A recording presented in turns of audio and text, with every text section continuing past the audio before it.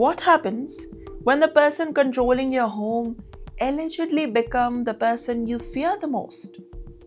The US federal government has sued Pennsylvania landlord Venkatchalam Mani, accusing him of inappropriate conduct towards a female tenant and the retaliation after she rejected his unwanted advances.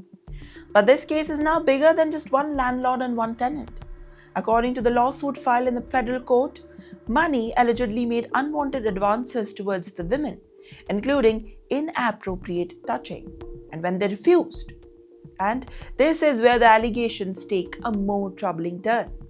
The lawsuit claims that after she rejected his advances, Mani repeatedly failed to respond to her maintenance requests, basically creating problems for the tenants. One of the biggest serious problems involving a broken furnace during the winter. And then, according to the allegations, the furnace eventually caught fire.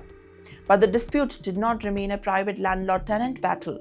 Well, the tenant had filed a complaint with the US Department of Housing and Urban Development, or HUD, and after investigating, HUD determined that Mani had allegedly violated the Fair Housing Act and issuing a charge of discrimination.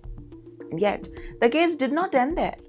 The tenant chose to have the matter decided into the federal court, promoting HUD to refer the case to the Department of Justice. Now, the federal government is seeking monetary damage for the tenant and her children, along with the court orders that would now prevent future discrimination in the coming future. And make no mistakes here, the legal stakes are significant. Want to know how? Because the Justice Department says that the landlords cannot use their positions of the power to pressure the tenants for the personal demands of the retaliatory against them.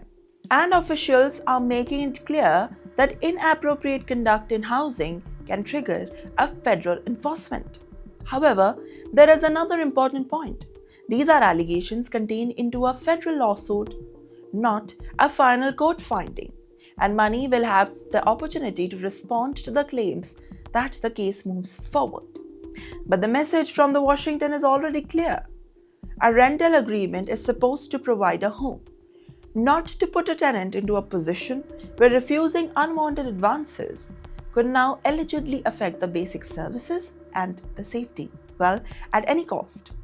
And that changes everything, because when the power to provide the shelter is allegedly used into the leverage, the question is no longer simply about a landlord and tenant. It becomes a question of how far the power can go and where the law line the draws.